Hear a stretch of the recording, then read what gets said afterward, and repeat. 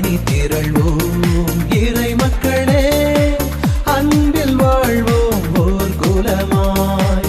அனைத்தும் படைத்து அழைத்து காக்கும் அன்பு தெய்வம் அழைக்கின்றார். ஆண்டவரின் சட்டம் நேரியது, ஆன்மாக்களுக்கு மீட்பளிக்கும். ஆண்டவரின் ஒழுங்குமுறை நம்பகமானது, சிறியோருக்கு அது ஞானம் அளிப்பது. தந்தை மகன் தூய ஆவியாரின் பெயராலே நம் ஆண்டவராகிய இயேசு கிறிஸ்துவின் அருளும் கடவுளின் அன்பும் தூய ஆவியாரின் நட்புறவும் உங்கள் அனைவரோடும் இருப்பதாக.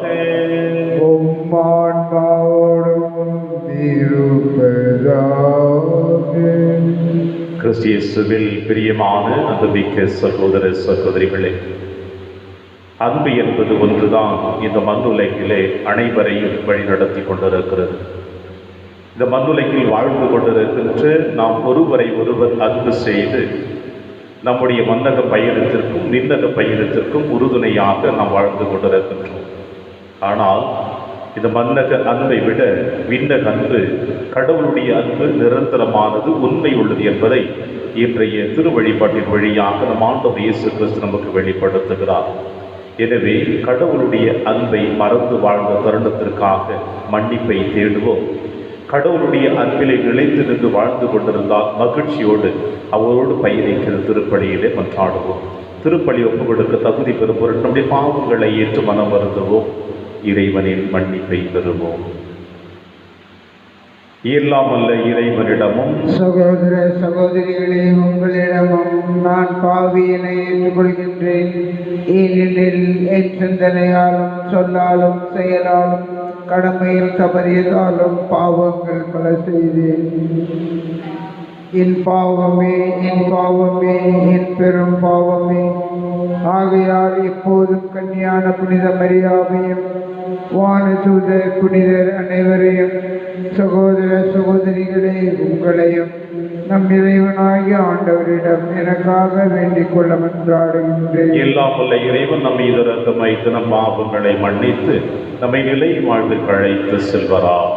ஆமென். ஆண்டவரே இரக்கமாயிரும். ஆண்டவரே இரக்கமாயிரும். கிறிஸ்துவே இரக்கமாயிரும். கிறிஸ்துவே இரக்கமாயிரும். ஆண்டவரே இரக்கமாயிரும். ஆண்டவரே இரக்கமாயிரும். மன்றாடுவோமாக. என்றென்றும் உள்ள தந்தையே, எங்கள் இதயங்களை உம்மால் திருப்பி அருளும். அதனால் நாங்கள் என்றும் தேவையான ஒன்றை மட்டுமே நாடி பிறரன்பு செயல்களை ஆற்றி உம்முடைய வழிபாட்டுக்கு எங்களை அர்ப்பணித்தவர்களாய் வாழ அருள் புரிவீராக. உம்மோடும் தூயாவியாரின் ஒன்றைப்பில் இறைவனாய் என்றென்றும் வாழ்ந்து ஆட்சி செய்கிறீர்கள் ஆண்டவர் இயேசு கிறிஸ்து வழியாக உம்மை மன்றாடுகின்றோம்.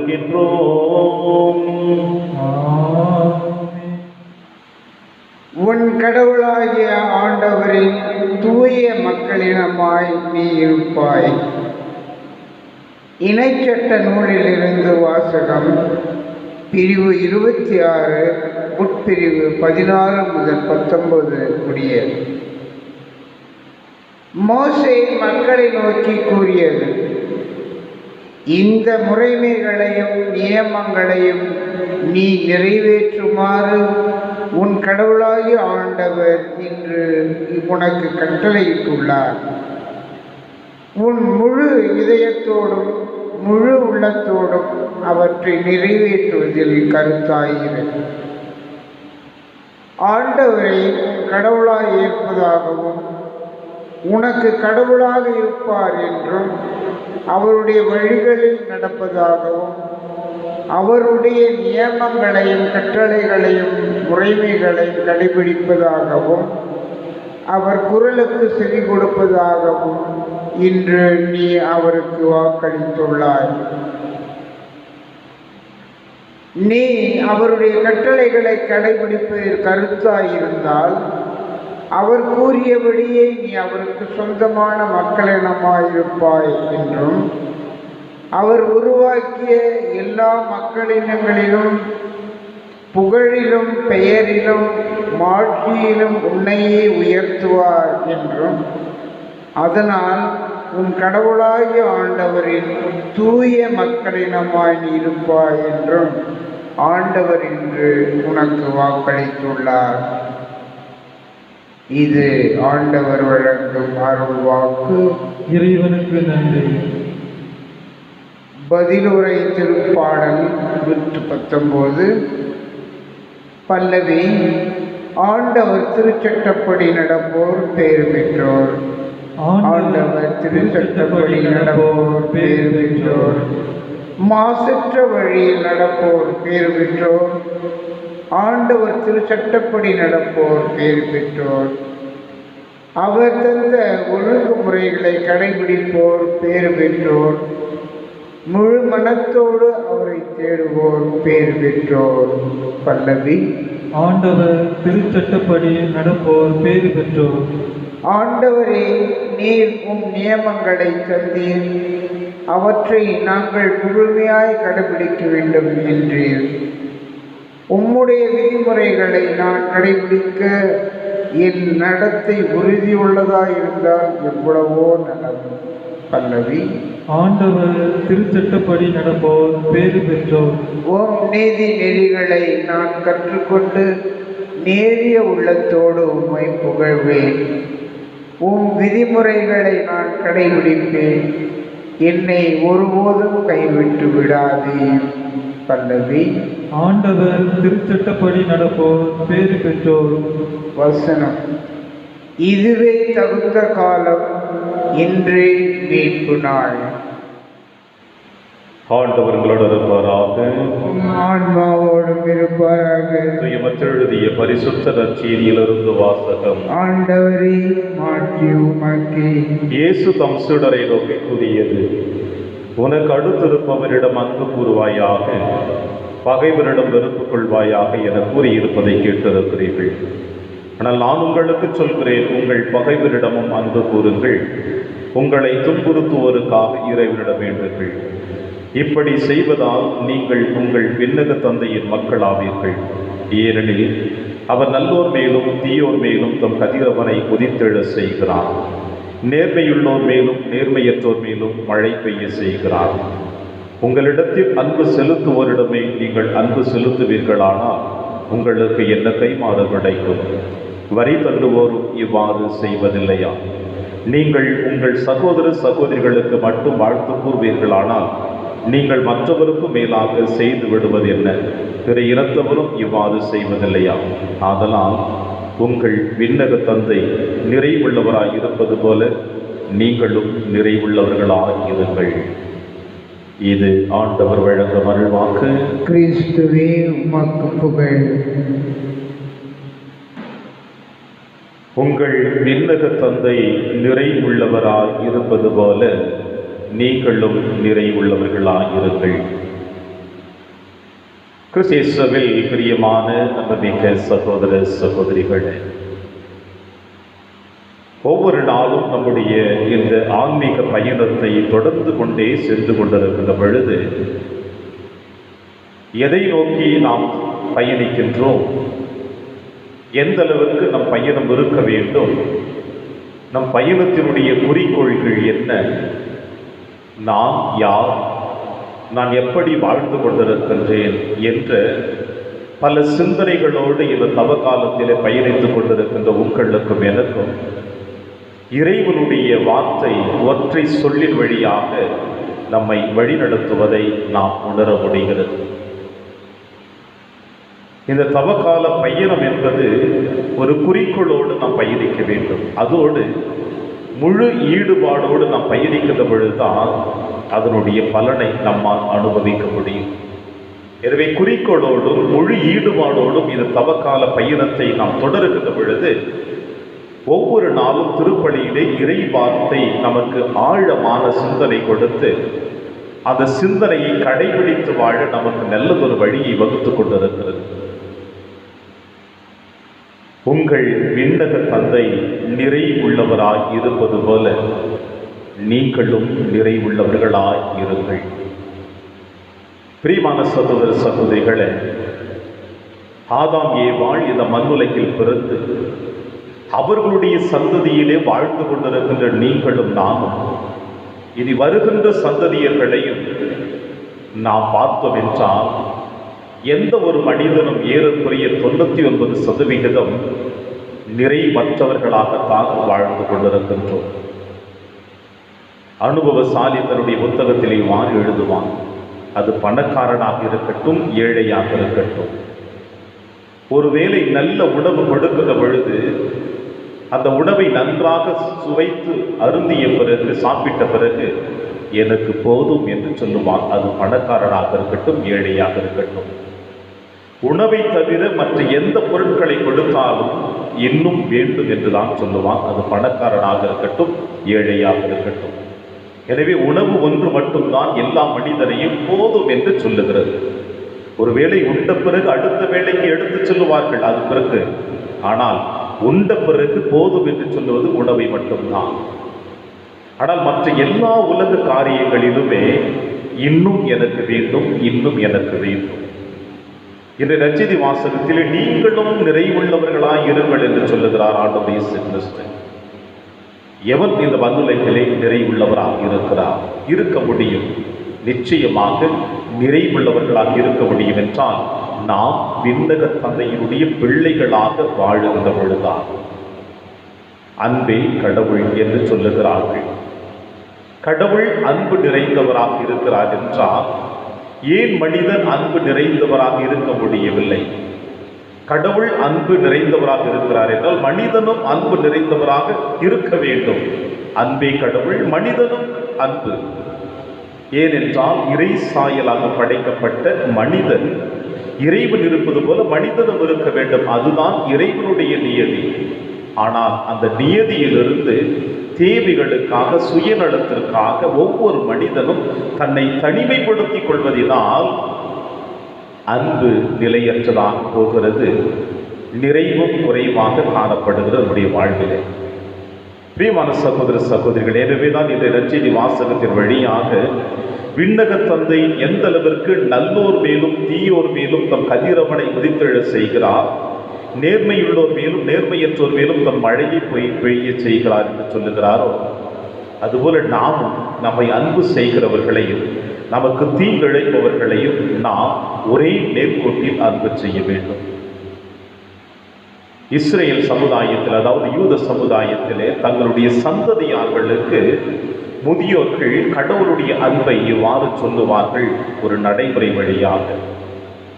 எகிப்து நாட்டிலிருந்து இஸ்ரேல் மக்கள் பார்வோன் மன்னனிடமிருந்து பாதுகாப்பாக அழைத்து வருகிற பொழுது, செங்கடலை கடந்து வருகிற பொழுது இஸ்ரேல் மக்கள் பாதம் நனையாமல் செங்கடலை கடந்தார்கள். ஆனால் பின்னே வந்த பார்வோன் மன்னனுடைய படை வீரர்கள் அனைவருமே கடலுக்குள் சிக்கி தங்களுடைய உயிரை மாய்த்துக் கொள்கிறார்கள், அழிக்கப்படுகிறார்கள் என்று சொல்ல வேண்டும் என்றார்.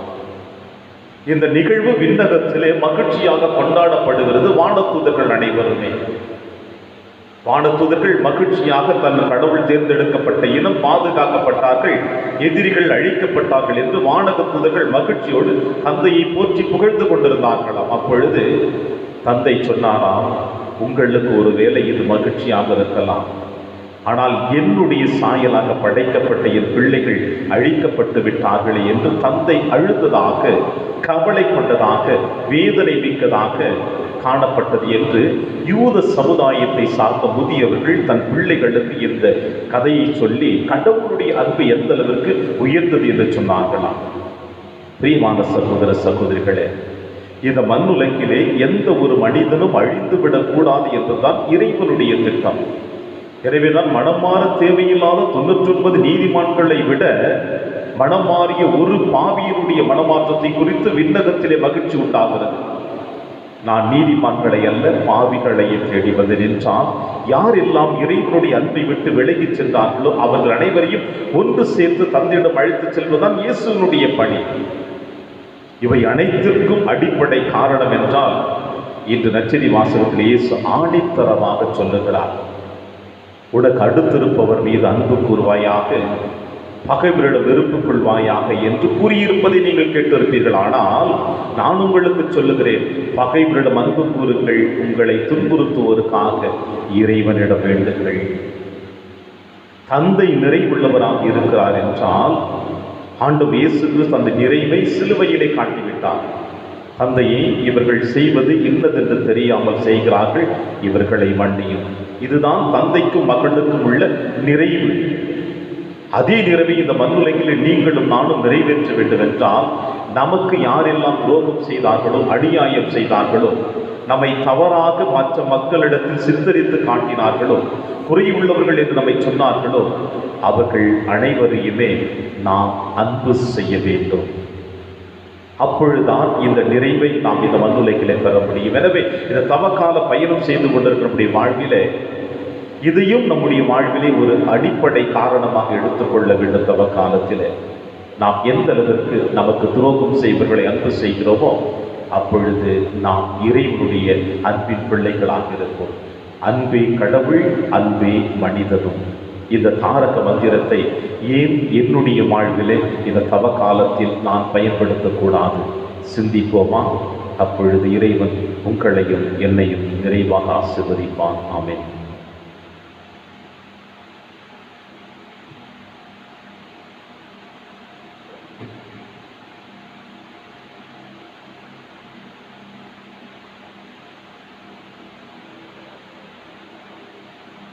ஆண்டவரை, அனைத்துலகின் நிறைவானில் வாழ்த்து பெறுவீராக. ஏனெனில் வல்லமையிலிருந்து நாங்கள் அப்பத்தை பெற்றுள்ளோம். நிலத்தின் விளைவு மனித உழைப்பின் பயணமானது அப்பத்தின் வகுப்பு கொடுக்கின்றோம். இது எங்களுக்கு வாழ்வழிக்கும் அப்பமாக மாறும். இறைவன் என்றென்று வாழ்த்து பெறுவாராக.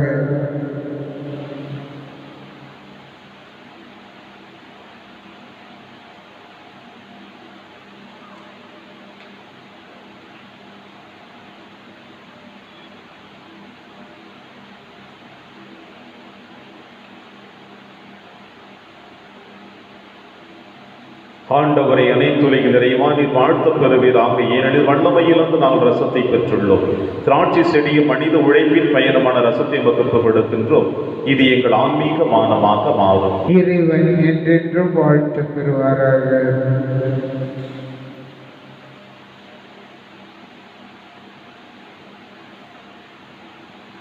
சகோதர சகோதரிகளை, என்னுடையதும் உங்களுடையதுமான இப்பலி எல்லாமல்ல தந்தையாகிய இறைவனுக்கு ஏற்றதாகும்படி செவியுங்கள். ஆண்டவர் தமது பெயரின் புகழ்ச்சிக்காகவும் மாட்சிக்காகவும் நமது நன்மைக்காகவும் புனித திரு அவை அனைத்து நலனுக்காகவும் உமது கையிலிருந்து இப்பலியை ஏற்றுக்கொள்வாராக. ஆண்டவரே, இப்புனிதமான மறை நிகழ்வுகள் எங்களை புதுப்பிக்க உம்மை வேண்டுகின்றோம். இவை உமது கொடைக்கு எங்களை தகுதி உள்ளவர்களாய் என்று மாற்றுவனவாக. எங்கள் ஆண்டவராகிய கிறிஸ்து வழியாக உம்மை மன்றாடுகின்றோம். ஆண்டவர்களோடு இருப்பாராக. ஆன்மாவோடும் இருப்பாராக. இதயங்களை மேலே எழுப்புங்கள். ஆண்டவரிடம் எழுப்பியுள்ளோம். ஆண்டவருக்கு நன்றி கூறுவோம். அது தகுதியும் நீதியுமானது. ஆண்டவரை, தூயவரான தந்தையை என்றும் உள்ள எல்லாம் வல்ல இறைவா, என்னாலும் இவ்விடத்திலும் நாங்கள் உமக்கு நன்றி செலுத்துவது மெய்யாகவே தகுதியும் நீதியுமாகும், எங்கள் கடமையும் மீட்புக்குரிய செயலுமாகும். உம்முடைய பிள்ளைகளின் உள்ளங்களை தூய்மைப்படுத்தி புதுப்பிக்க பயனுள்ள இச்சிறப்பான காலத்தை ஏற்படுத்தினீர். அதனால் நாங்கள் மட்டுமீறிய பற்றுறுதிகளை விடுதலை பெற்று நிலையற்றவில் மனதை ஈடுபடுத்தாது நிலையானவற்றில் மேன்மேலும் மனதை செலுத்துமாறு எங்களை தூண்டுகின்ற காலம் இதுவே. ஆகவே புனிதர் வானக தூதர் அனைவரோடும் சேர்ந்து நாங்கள் உம்மை புகழ்ந்தேத்தி முடிவின்றி சொல்லுவதாவது: தூயவர் தூயவர் தூயவர், வான்படைகளின் கடவுளாம் ஆண்டவர். விண்ணகமும் மன்னகமும் உமது மாட்சியால் நிறைந்துள்ளன. உன்னதங்களிலே ஓசன்னா. ஆண்டவர் பெயரால் வருகிறவர் ஆசி பெற்றவர். உன்னதங்களிலே ஓசன்னா. ஆண்டவரே, நீர் மெய்யாகவே தூயவர், தூய்மை அனைத்திற்கும் ஒன்று. ஆகவே உம்முடைய ஆவியை பொழுது காணிக்கைகளை தூய்மைப்படுத்த உம்மை வேண்டுகிறோம். இவ்வாறு எங்கள் ஆண்டவர் இயேசு கிறிஸ்துவின் உடலும் இரத்தமுமாக எங்களுக்கு இவை மாறுவனமாக. அவர் பாடுபடவிடம் கணிந்து தம்மை கையளித்த போது அப்பத்தை எடுத்து நன்றி செலுத்தி அதை பிட்டு தம் சீடருக்கு அளித்து அவர் கூறியதாவது: அனைவரும் இதிலிருந்து பெற்று உண்ணுங்கள், ஏனெனில் இது உங்களுக்காக கையளிக்கப்படும் என் உடல்.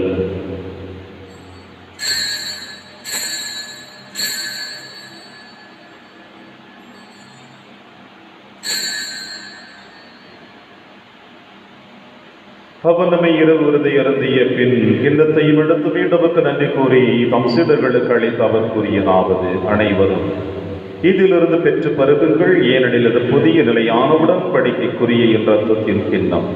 இது பாவ மன்னிப்புக்கென்று உங்களுக்காகவும் பலருக்காகவும் சிந்தப்படும். இதை என் நினைவாக செய்யுங்கள்.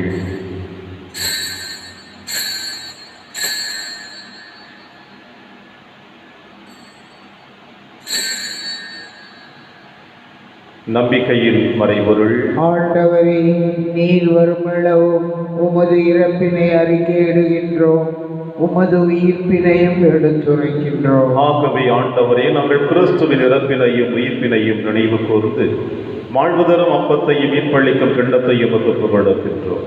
உம் திருமுன் என்று உம் ஊழியம் புரிய தகுந்தவர்களிடம் எங்களை ஏற்றுக்கொண்டீர். எனவே எமக்கு நன்றி செலுத்துகின்றோம். மேலும் கிறிஸ்துவின் உடலிலும் ரத்தத்திலும் பங்கு கொள்ளும் எங்களை தூய் ஆவியார் விட்டு செல்ல வேண்டும் என உம்மை தாழ்மையுடன் மன்றாடுகின்றோம். ஆண்டவரே, உலகெங்கும் பரவியிருக்கும் திரு அவை நினைவு கொண்டிருந்தும் எங்கள் திருத்தந்தை பிரான்சிஸ், எங்கள் ஆயர் ஆண்டனி சுவாமி, எல்லா திருநிலையினர் ஆகிய அனைவரோடும் உமது திரு அவை அன்பில் நிறைவு பெற செய்திருந்தோம். மேலும் உயிர்த்தெழும் எதிர்நோக்குடன் துயில் கொள்ளும் எங்கள் சகோதர சகோதரிகளையும் இறந்தோர் அனைவரையும் இரக்கத்துடன் நீவு கொண்டு திருமகளோடு ஏற்றலும் எங்கள் அனைவர் மீது இரக்கமாயிரும். கடவுளின் கண்ணி தாயான புனித மரியா, அவருடைய கணவரான புனித யோசேப்பு, புனித திருத்தூதர்கள், புனித பிரான்சிஸ் சேவேரியார், புனித கஸ்பார் மற்றும் இவ்வுலகில் பகுந்தவராகிய புனிதர் அனைவருடனும் நாங்கள் நிலைவாழ்வில் பங்கு கொள்ளும் தகுதி பெற்று உம் திருமகன் இயேசு கிறிஸ்து வழியாக உம்மை புகழ்ந்தேத்து மறுமருள உம்மை மன்றாடுகின்றோம்.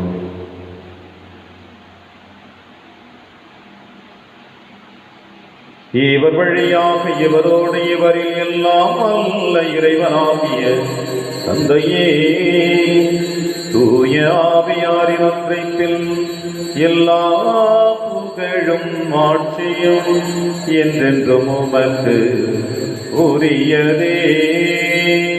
ஆமென், ஆமென், ஆமென்.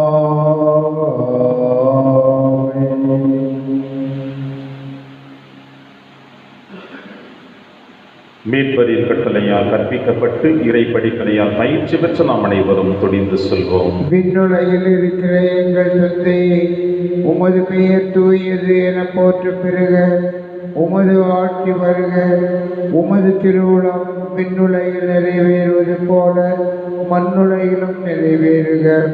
எங்கள் அன்றாட உணவை இன்று எங்களுக்கு தாரும்.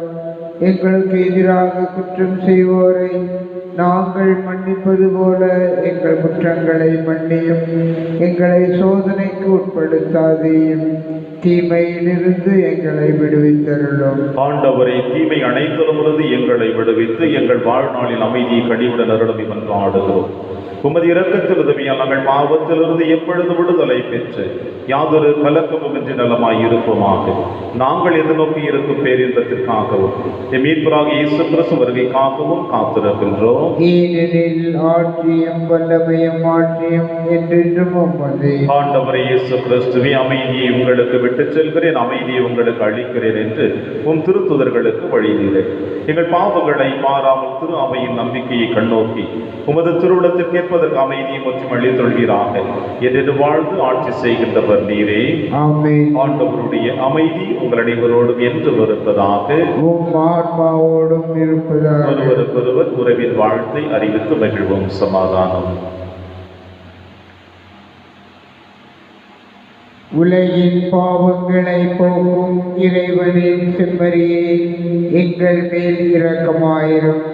உலகின் பாவங்களை போக்கும் இறைவனின் செம்மறியே, எங்கள் மேல் இரக்கமாயிரும்.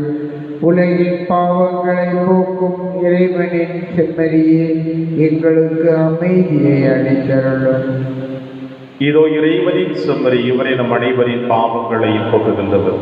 செம்மறியின் விருதுக்கு அழைக்க பெற்ற நாம் அனைவரும் பேறு பெற்றோர். ஆண்டவரே, நீர் என் இல்லத்தில் எழுந்தருள நான் தகுதியற்றவன். ஆனால் ஒரு வார்த்தை மட்டும் சொல்லியருளும், எனது ஆன்மா நலம் அடையும். கிறிஸ்துவின் திருவிடலும் திருரத்து காத்து நமக்கு நிலையான வாழ்வளிப்பதாக. ஆமென்.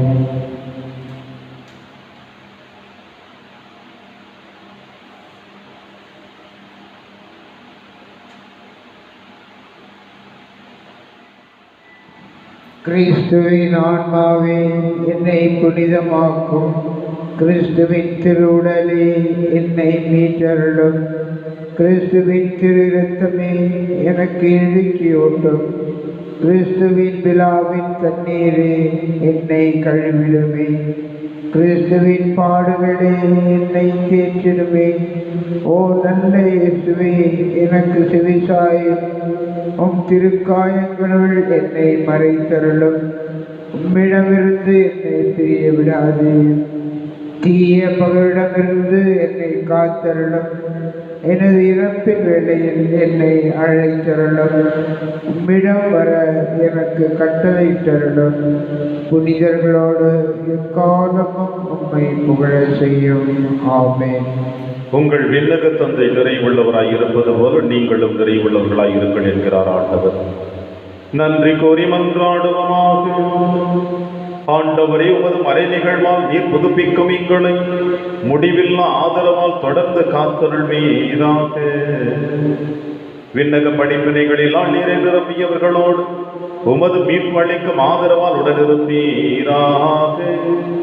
எங்கள் ஆண்டவராகிய கிறிஸ்து வழியாக உம்மை மன்றாடுகின்றோம்.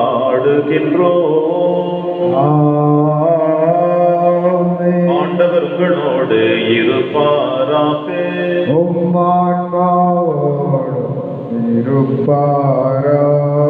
எல்லாம் வல்ல இறைவன் தந்தை மகன் தூயாவியார் உங்கள் அனைவரையும் நிறைவாக ஆசீர்வதிப்பாராக.